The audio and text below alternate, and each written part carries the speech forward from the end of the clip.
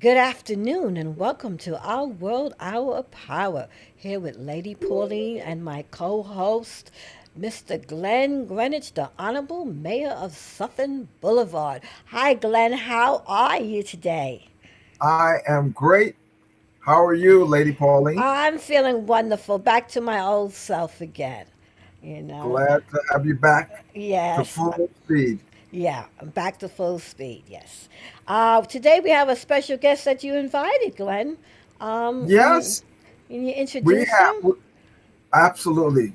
We have we have Robin Eshaghpour from the Sutphin Boulevard Business Improvement District. He's one of the board of directors, and he's a property owner, and is actually one of the founding members of the board of directors for Sutphin Boulevard Business Improvement District. Welcome, Welcome. Robin. Welcome, Thank you. Robin. Thank you for bringing me on your show. Thank Of you. course, I had to. When I met you and I spoke to you for Thanksgiving, I was very impressed by what you had to say. And I says, "You're the man I have to have on."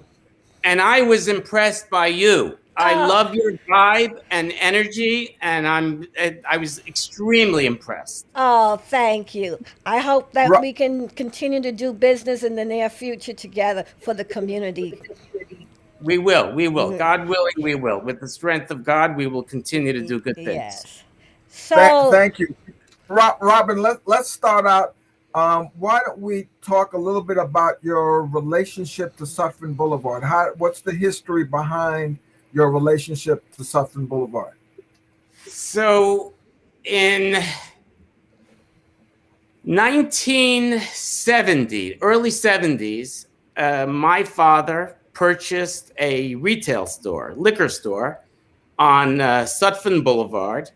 I was born in 68, so I was about 3 years old at the time. And I grew up my entire childhood was coming to Sutphin Boulevard to my dad's store, through my younger years working during the holidays at his store. We had a family business, and the family business was on the boulevard. okay. What was it like back then? What was the boulevard like back then? The boulevard back then was very different than the boulevard today. The boulevard back then there was more of a there was actually more homelessness than there is today. So when I hear people talk about the homelessness problem today, um, it reminds me of back in the mid 70s and early 80s, as Oh, if we're going back. instead of Uh, forward. Instead of we were going forward. No, we were moving forward for a very long time. Um, but there has been a little bit of a shift of going back. And we could nip it in the bud. This is all fixable. We could all, assist but there we are going back a little bit Okay. in What do time. you think of the new buildings going up and everything? What's your take on the new Sutton look? My take is that it is progress. It is years and years of planning that is finally coming to fruition. And Sutphin Boulevard is going to be a dynamic place. It is going to be the Times Square of Queens. Oh, that's great. That's awesome. That is wonderful. I can't wait to see everything put up and everything working properly, because downtown Queens is going to be amazing. It's going to be like downtown Brooklyn and or Harlem. And Exactly, yes, it's exactly. about progress. It's about progress. There's approximately 1,200 apartments coming online.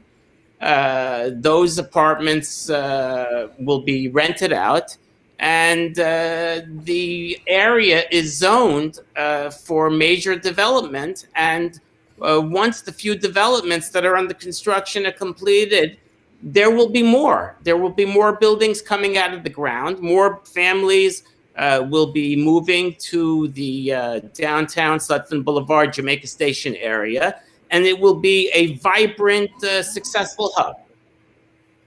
Okay, I always talk about a subject because it sort of like gets under my skin. Um, I look at the affordable housing for people. And when I say affordable, I'm Not so talking, affordable, is it? yeah, it's not. No, it's not.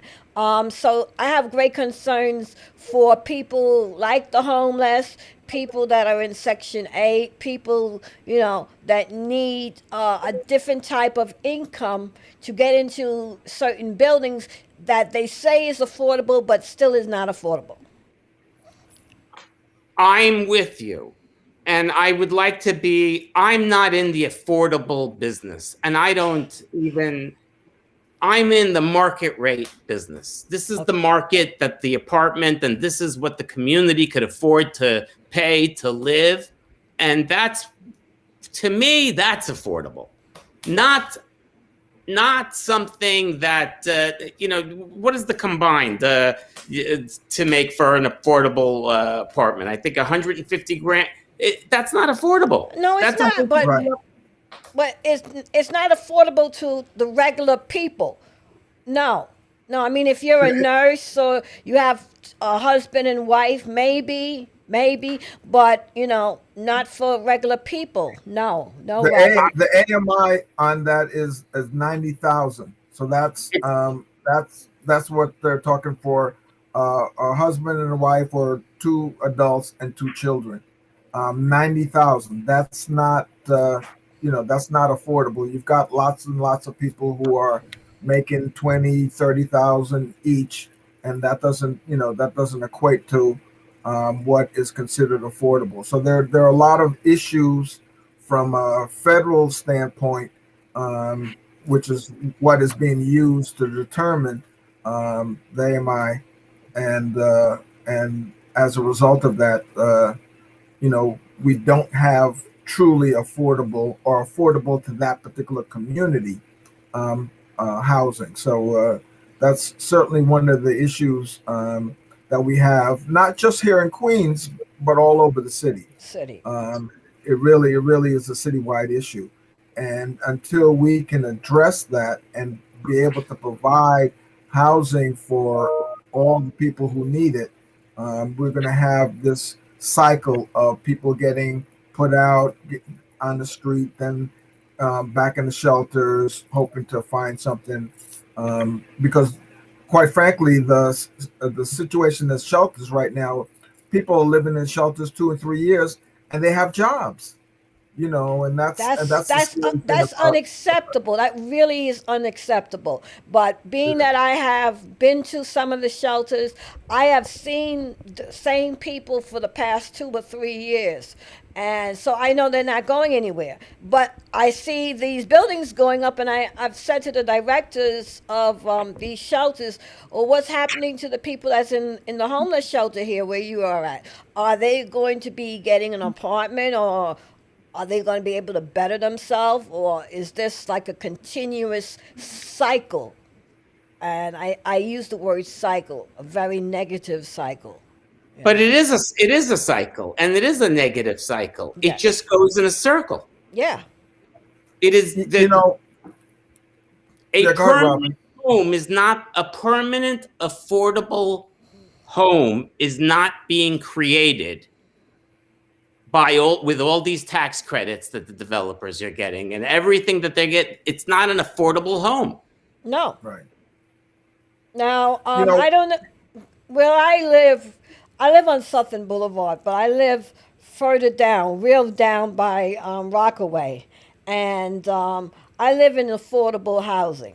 You know, I Okay. have very affordable housing, and it's a beautiful complex. It's a duplex, and they work with the tenants according to their income and so forth. Now, those are the type of properties that I would like to see go up. More of them, for poor people, for people that have disabilities, and They work with you. Like if you lose your job, the rent goes down. If you are making more money, then your rent goes up. So that's flexible. Well, I got to tell you, it's the way that we operate our business. We get to know our tenants, we get to understand their lives, we get to see what issues they have in their lives, and we adjust the rent accordingly. We never put anyone out in the street. We're always there to help. Oh, We that's are wonderful. we want our tenants to stay in our properties for as long as possible. We don't like turnover, and I'd rather collect a couple of bucks less from a tenant that is living properly, maintaining their apartment properly, and living a life in peace and harmony, rather than collect a couple of $100 more a month from someone that's going to be problematic. Right. Absolutely. Now, I know Absolutely. before we got on the air, Robin, we were talking about some of the problems that is on Sutphin Boulevard that we was talking about what's going to happen when the court system goes back into full swing. And I know there is going to be a backup. So I know. I have been spending the past few weeks thinking a lot about small business owners and small property owners that have fallen behind on their mortgages and their real estate taxes because their tenants didn't pay rent. Their tenants couldn't pay rent. Right. I'm not putting the blame on the tenants, but there's a place in my heart that is worried about the small property owner. I'm even worried about the single family homeowner who fell behind during COVID on their mortgage, their real estate taxes. And there's been this fake sense of security because the courts have been closed, or motions haven't been processed by the courts. But it's all going to open up. There's going to be a sea of foreclosures and issues. And as I said, the big guys could take care of themselves. Who I'm really worried about is the little small people. business, the little people. I'm worried about the small business owner, the small landlord, the one that's not gonna that their entire life they've put into this piece of property. This one property, their entire life is in it. Their entire investment is in this property. And then comes this virus, a pandemic, and some civil unrest. And the next thing you know, tenants aren't paying rent, or he's out of a job, no income. He or she's out of a job, no income. And they're behind on their bills. And their real estate now is at risk. I am worried about that segment of our population. Me too, because in our society today, all it takes is one paycheck or two paychecks for you to lose, and you can fall behind on, your rent, your Con Edison, all your utility bills, life. We don't have that buffer that we had, maybe 20, 30 years ago when people had like 6 months rent in the bank. Now people don't have any money in the bank. At every level. I would like to also say this is mainly true at many economic levels. It is across the board. People don't save. We as a society don't save for a rainy day like our ancestors used to. Absolutely. Yes. And one of the things that we've got to realize, that foreclosures have always come from someone losing a job, getting sick, or a divorce. Those were the three main causes of a foreclosure. Now, when you look at the pandemic, you've got more people sick, more people not able to work, The jobs aren't there. The jobs have been eliminated. So you've got a surge that you're right. That it's going to be a wave that's going to come like a tidal wave that's going to come at us Like a when tidal everything wave. opens back Yeah. up. So we haven't seen the worst of what this pandemic is going to bring economically, and we've got to begin to look at what ways that we can shorten those cycles, or at least um, bring jobs into the area. I think that's going to be a very critical thing. How Critical. can we create jobs? Well, another subject that I wanted to bring up is that not just create jobs, but we need to train people on the low level of how to manage money, how to manage on a small amount of money. Now, when I was growing up, my parents sat down with me and said, you know, you have to save, you got to put X amount of money in the bank, you got to have a Christmas club, you know, you had Susu. They had different options of how to save money, you know. But now these things don't even exist. You can't even save any money. I don't even hear people talking about Christmas clubs. You know, I have X amount of money saved for Christmas season, you know, and stuff like that. How many people are taking out life insurances? So a lot of people, when they have passed away because of the pandemic, their bodies have been laying around for months because the family did not have any insurance or any money to, you know, to bury the person. I mean, I hate to say that, you know, I'm sort of in the same boat I am aware myself. of so many of these stories, and it ate me up during this entire pandemic. Yeah. The stories, and I was getting these stories on a daily basis. This is a time where if you can help your neighbor, if you could help your relative, if you could help the people around you, you have an obligation to help. Not being able to bury your dead Yeah. is one of the worst things that I have seen uh, in my time on Earth. It's Well, very, well, I just want to say that, and I want to acknowledge you, Robin, for stepping up and really taking ownership for that part of the conversation. You have extended yourself for the last two annual Thanksgiving meal distributions. You actually then also took on an additional Christmas Eve um, meal distribution, and so the 600 that you've done, 600 meals distribution for Thanksgiving, the two Thanksgivings, and 900 for this Christmas Eve. I want to acknowledge you for stepping up and really supporting the community and supporting people who, quite frankly, can't do better, needed the helping hand. So I just really want to extend my thanks for you stepping up and sponsoring these meal distributions that have been so fruitful for the people on Sutphin Boulevard. I yes, Robin, appreciate the thank you. thanks.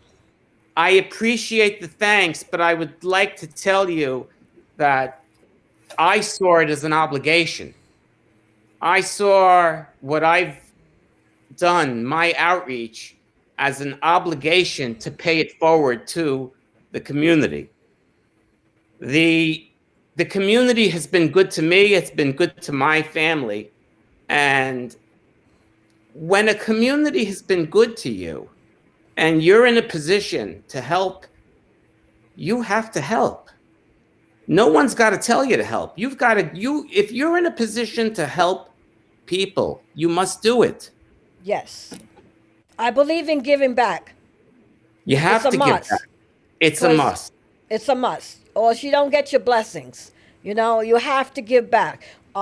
And it doesn't have to be big, but just something small for Whatever you could ordinary do. people, whatever. But If somebody your needs a neighbor, pair of if your neighbor, shoes. if your neighbor needs a bag of groceries, whatever it is that you can do to help better the world, do it. If God's put you in the position that you have the ability to help, help. Yeah. Robin, I want to get back to your father and your business acumen that you've um, come up with over the years. How has that helped you to forge forward as a property owner in the city? The fact that, so it's a very interesting story how I got into the real estate business. I got into the real estate business. My father had a very, very successful store on Sutphin Boulevard. When I was getting out of high school, he had a problem. And the problem was that his lease was over. The landlord did not want to extend his lease, wanted to put my father out of business, take the business over for their child. And I stepped in, canvassed the entire neighborhood, and was able to put the few bucks my father had put aside for my college, buy a building, and relocate his store. And Oh, that is how I got into the real estate business. okay. Having gotten into the real estate business due to a problem in my family set me as a different mindset as most landlords. I don't look at it as just you own the building, you collect the rent. I believe that everyone is people that are involved. These businesses, the people living in the apartments, they all needed to be treated like humans. Everyone needs to be treated equally. And, the real estate business is a very cutthroat business. And me getting into it because my father had a problem put me in a very unique way that I look at the business. Okay. That's very interesting because a lot of children, um, they do not follow in the family's footsteps all the time. And a lot of things, whether it's a business or owning a home, they rather sell it or just say, I can't deal with the situation. But I take my hat off to you that you got deep involved in real estate and you have turned things around and you're doing good for the community. I wanted to know what age did you start with your father helping him? Oh, I was in the liquor store at age 7 years old Oh, during the holidays. I will never forget. I will never ever forget. On Sutphin Boulevard, every holiday, Thanksgiving, Christmas, New Year's, it was a family business. So we were all there. And naturally, the minute I was able to help at about 7, 8 years old, I did. that's awesome. Are you talking about the liquor store that was next to the McDonald's? Yes, Oh, originally it was across the street. I located it to next door to the McDonald's in 1992.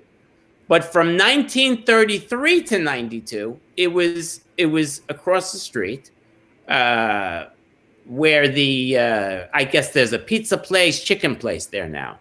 right. Oh, right. Okay. Right. Okay. So, but yes, that is my father's. But that my father, God rest his soul, that was his business. The next door to the McDonald's. Okay, that's Uh, very interesting. Glenn, go ahead. Robin, what would you say um, for small businesses is negotiating the lease probably one of the biggest hurdles or obstacles for small businesses to understand? You're renegotiating the lease. You mean as far as the pandemic goes? Well, we'll get to the pandemic, but just in general, is that one that, because I hear a lot of small businesses don't understand the complexities of the lease, may not have the right representation when they're going into a lease, to understand all of the financial obligations that are associated with the lease, and then of course now in the pandemic, It's even more so because you've had periods of time where the business has been shut down by the state, mandatory, and so the business owners don't have a whole lot of say in those periods of time when they're not able to generate money. So, yes, it is for a small business owner, negotiating the lease is difficult for them because they have limited knowledge. Thankfully, there are very good attorneys, single practitioners throughout Queens. I always stress to small businesses that they should use an attorney. A lease is a complicated legal document. Yes. It is a complicated legal document. So yes, but many times, Glenn, what happens is that they sign the lease and they put it away, and no one thinks about the terms in the lease until there's a problem.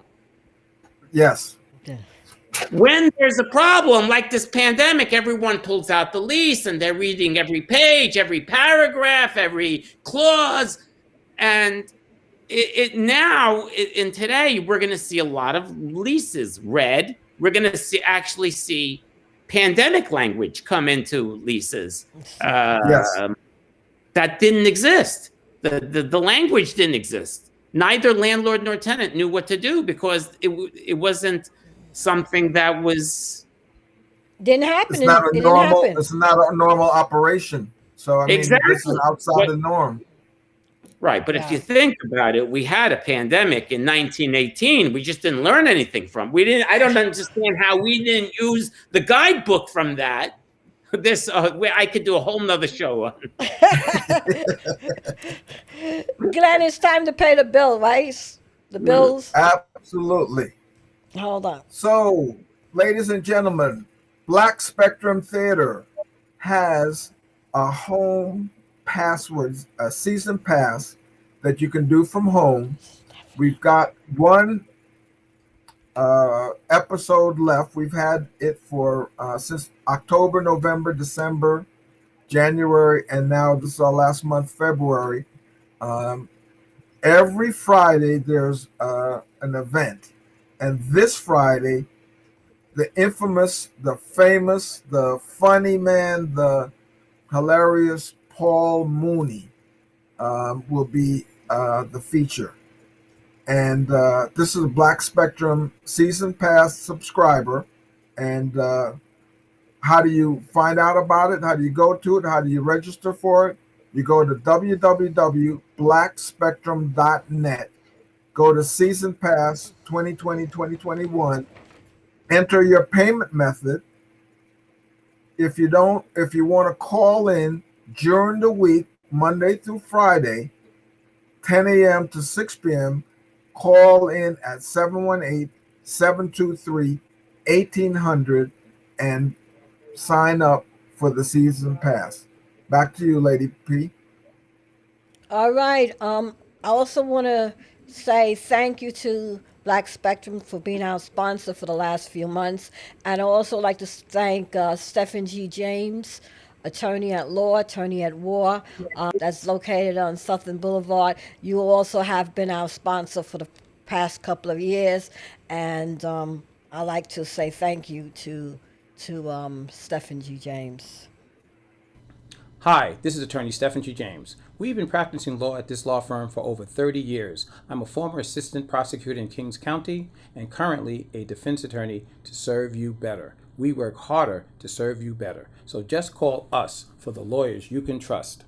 646-905-9000. 646-905-7001. We're located on Sutphin Boulevard, right near Hillside here in Jamaica, Queens, New York, for over 30 years serving the community. The law firm of Stephen G. James. Thank you. Yes, my favorite attorney at law. I also like to say you're listening to Our World, Our World Power. We can be heard on Spotify, iHeartRadio, iTunes. Don't forget to follow us on our social media, Instagram, Our World Media, And also email us at info@ourworldmedia.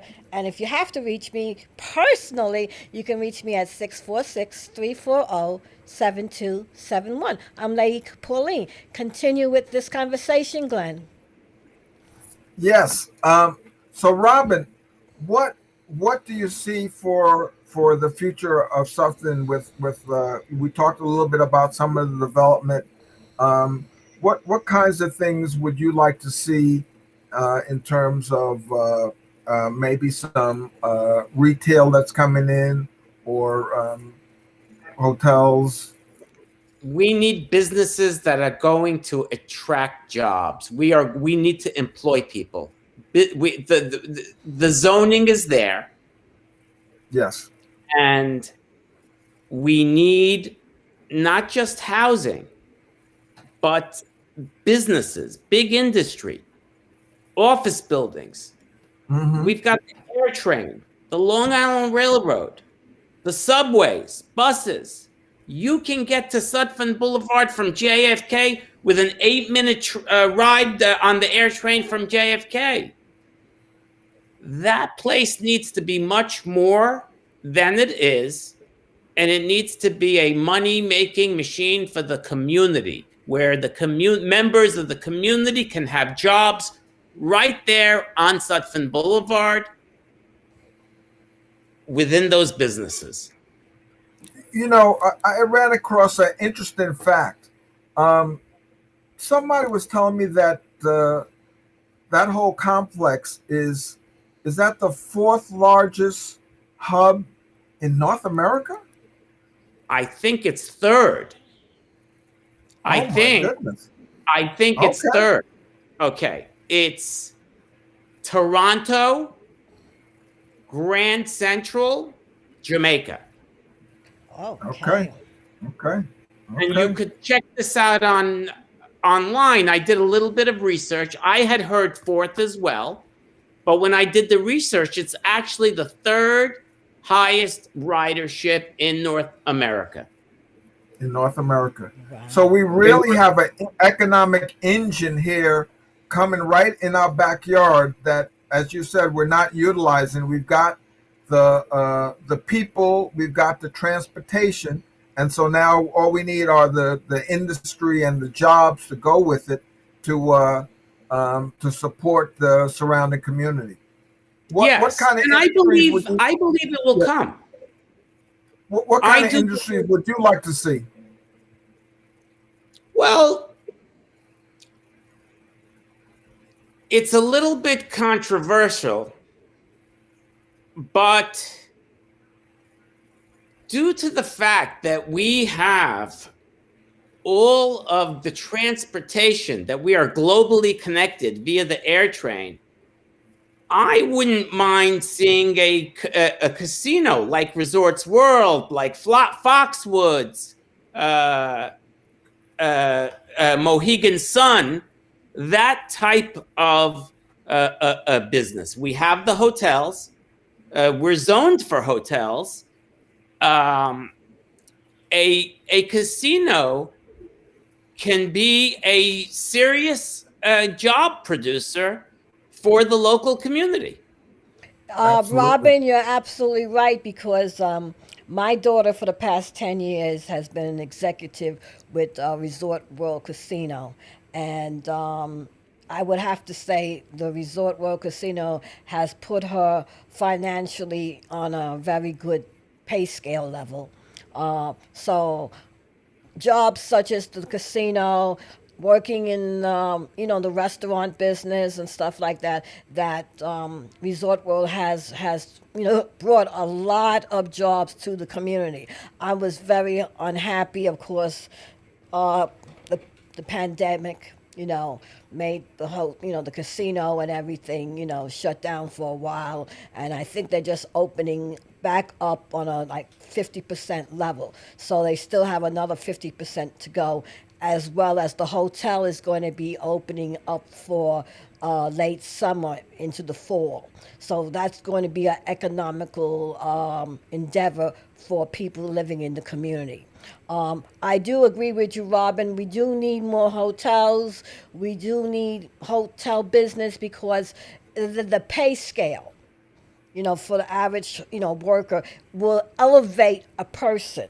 You will be starting like with 15, 16, 17, $18 and even up, when you work in the hotels and the casinos. So that is something that I really hope. How many hotels are coming, Glenn, to Southern Boulevard? We've got in the neighborhood of about 10 to 12, I would say.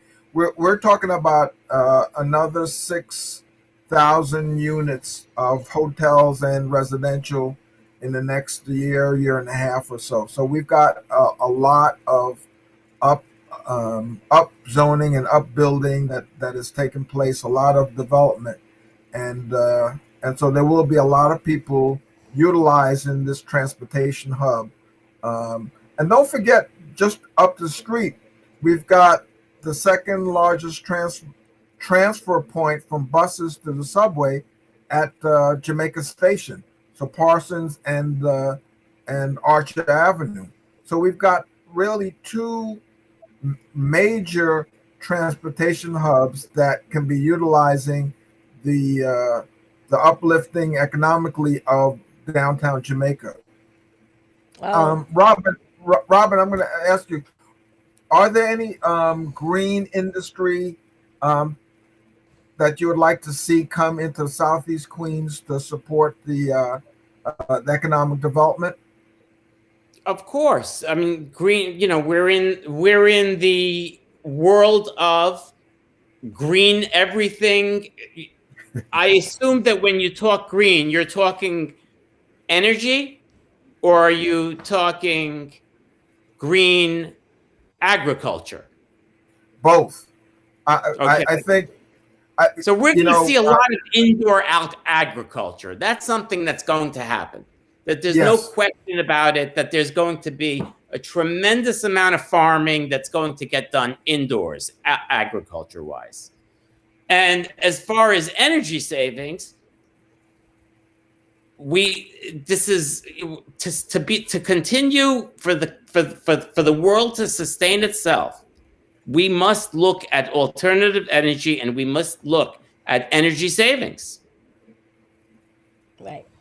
I also heard, because I went to a media community meeting sometime last year or the year before, and they did mention a lot of agriculture firms wanting to come into downtown Jamaica, Queens, like to build, on top of the rooftops Yes. of different buildings, fruits and vegetables and stuff like that. And I think that's very important, especially since the pandemic. We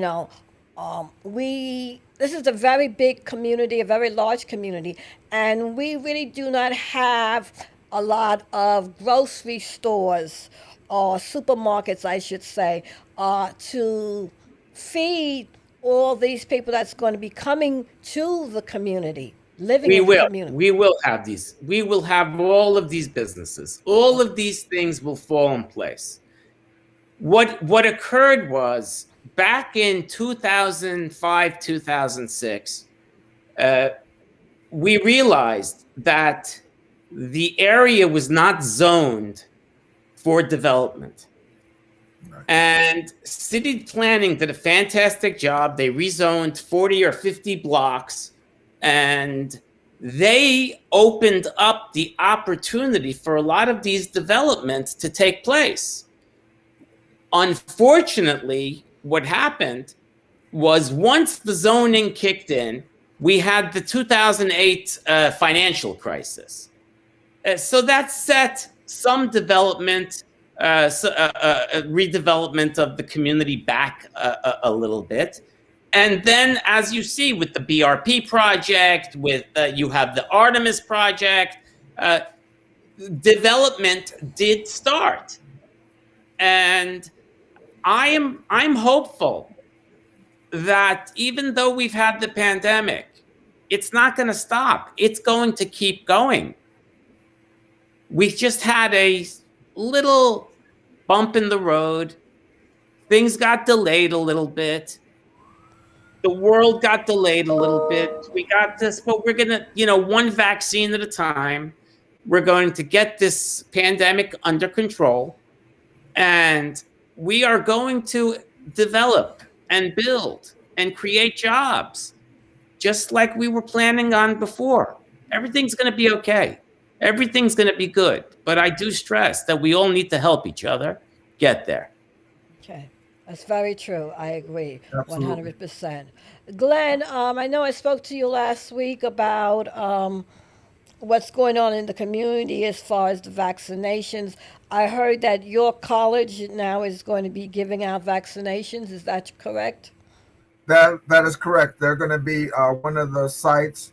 We also have Hillcrest High School, which is another site that's being utilized, and of course Aqueduct, and uh, and then we've got some smaller um, uh, City MD, for example, and on Sutphin Boulevard, Urgent Care is also a place that does City MD and Urgent Care are doing both the testing for positive as well as vaccines.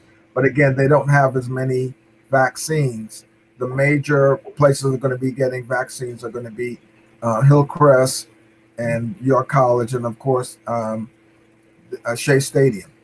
Right. Um, it is going to be also a 24-hour site. So so we have the sites. I think we still have an issue with the vaccines, the number of vaccines that we have available to us.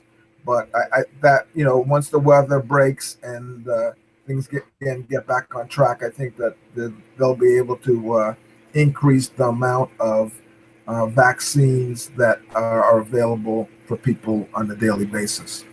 Now, Glenn, I'm kind of concerned because I went to Walgreens, and both Walgreens, the one that's across the street from your office, and the Walgreens on Parsons, and they didn't have the vaccinations available, and they said not before a couple of months. Now we have a lot of senior citizens that are in the community, and they can't always go to York College or go far. They also talked about pop-up places, pop-up stores that was going to start opening within the different communities to be able to vaccinate people. Have you heard anything about that, being that you're part of the Sutphin bid? Actually, the person sitting across from us has volunteered his location to be one of those pop-ups. We haven't been able to um, get the administration and connect, but Robin has made one of his places available to do that, and there are going to be other locations that are going to pop up as well.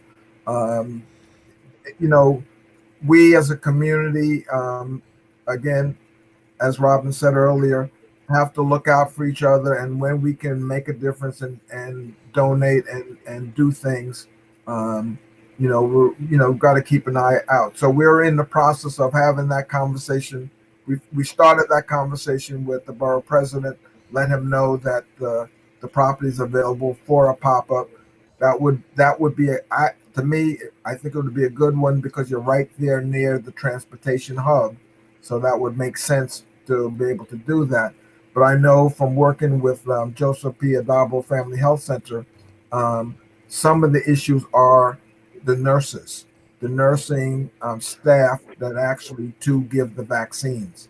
So that's also one of the impending issues in terms of making more spaces available. You also need the people to man to actually give the vaccination. So that's also in short supply as well. Right. That's true. That's very interesting, Robin. I didn't realize that you was going to be part of the pop up to help the community. That's something that's really awesome. I hope that the community will be aware of where these pop-up places are. It's Robin. it Yeah, is yeah, go ahead, Robin. it is important. It is important, as Lady Pauline says, that once the vaccine supply is here, it is important to get the word out, and these vaccines need to be accessible, uh, or else they're going to go to waste. It needs to be planned properly. Yeah. The vaccines need to get here. The problem has been, my mother took her second dose today. So after the show, I'm going to give her a call to see how Mm. she's doing. Um, but it was not easy to get those appointments. Right. Uh, I had to sit on the computer for it's the typical. It's right now the way the system works. It's not so easy, but I'm confident that once the supply increases, there's going to be more locations. There's going to be more nurses vaccinated. Then the supply of nurses that are willing to come to a pop-up location. It's going to be a domino effect. Okay. We're in the tough of it right now. The vaccine just got here. We're in the tough of it. But I'm confident that within 3-4 weeks, we're going to be talking about a whole different picture. That sounds good. I like that because I'm very concerned for the senior citizens, because not all senior citizens, I should say, are computer savvy, so a lot, so that creates a major problem right there and then, wherein, they tell you to go on the computer and check this out and check that out, and God forbid you don't have a computer or a tablet, or you have any of the knowledge to go on, because it's time consuming. It's very Right. time consuming. I've been in contact recently with the CDC, and they check up on the people. They check up on people and stuff like that. But it's hard for you to contact them. It's easier for them to contact you than the other way around. Right. The way that I think that we are going to get the community vaccinated, I learned something about when my mom got vaccinated. I learned something. And what My was mom that? got vaccinated only because she lives in a building and her neighbors are 2 doctors down the hall that came and knocked on her door and said, "We know of these vaccines that are available in the hospital today. Can you come and get it?" See, that's what I I'm was saying. sitting I was sitting online trying to get an appointment. It was an impossibility. A community member, a member of the community, the building that she lives in, Right. helped her get the vaccine.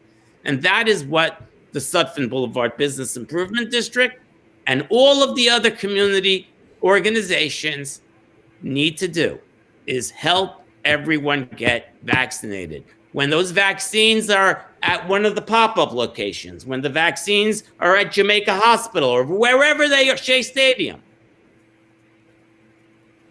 community folks need to help other community folks get to the vaccine. Robin, that's something that's very important. It's not just knowing where the places are, but the transportation also Yes, to get there. every dealing- bit of it. That's some of my concerns, because you have senior citizens. Even where I live right now, I live with a lot of senior citizens, and they work, walking with their walkers, or they're in wheelchairs, or Accessoride comes and picks them up and takes them back and forth and stuff like that. But these people need access to get to the locations, and I would like to see something like that done. That's where I go back to what I said in the beginning of the Yeah. show. We are in a time, this is a very unique time. We are in a time that as humans, we have an obligation to help our neighbor if we can. And that help could be a vaccine. That help could be helping them with a meal. That help could be picking up groceries for them. Whatever that help is, We are in a time that the only way that we're going to be on top is by helping each other. Right. I agree Absolutely. 100%. I agree 100%. Glenn, you want to pay the bill this one more time because we're running out of time, and Absolutely. Go for Black it. Spectrum Theater, February 26th, Mr. Paul Mooney. You don't want to miss it. It's been a series of Fridays that the event occurs. What we're talking about is the season pass subscriber for Black Spectrum Theater. You can find out more information by going to www.blackspectrum.net and select Season Pass 2020-2021 and enter your payment method. Or you can give them a call Monday through Friday from 10 a.m. to 6 p.m. at 718-723-1800. They've had a fabulous lineup of exciting events that you really don't want to miss it. And of course, in the pandemic, you've got everybody's at home, so you actually can access Spectrum Theater from your home. Back to you, Lady P. okay. Well, time is running out. I am very happy to have you as our guest today. Robin, it's been a pleasure. I love the information that you was able to give out to the community. And I all it's a pleasure for me to be here, and I'm very happy to be your friend. Oh, thank you, Robin. I'm vice versa. You know, we have to do lunch soon. We will, we So, will, so, we will. so, Robin, how can people get a hold of you How if can they people so get a choose? hold of me? Very, very easily. Very easily. I will share my email address, and my email address is ROBIN at sutphinproperties.com. Sutphin, just like the boulevard, Robin, like the bird, at sutphinproperties.com. All right, thank you. And Glenn, how can people reach you, our honorable mayor? They can reach me at Sutphin Boulevard Business Improvement District. The number is 718-291-2110. All right. Well, Glenn, it's been another great show, and Absolutely. And where can they reach you, Lady P? well, you can reach me at 646-340-7271. You can reach me by listening to Our Power on Spotify and iTunes and iHeartRadio and social media. We also have a YouTube page. We also have Roku. Yeah, if you have a Roku channel, on your television. You can download it by putting in Our World Media Network, I believe, and you'll be able to see our shows. So, you know, we're out there. We're heard on 144 different countries all around the world, and continue to widen every week. You know, now we got our own network. So, you know, thank you to our listeners and to our sponsors for being with Our World, Our Power show. So, catch you all next week. Thank you again. Have a blessed week. Thank you. Take care. Okay.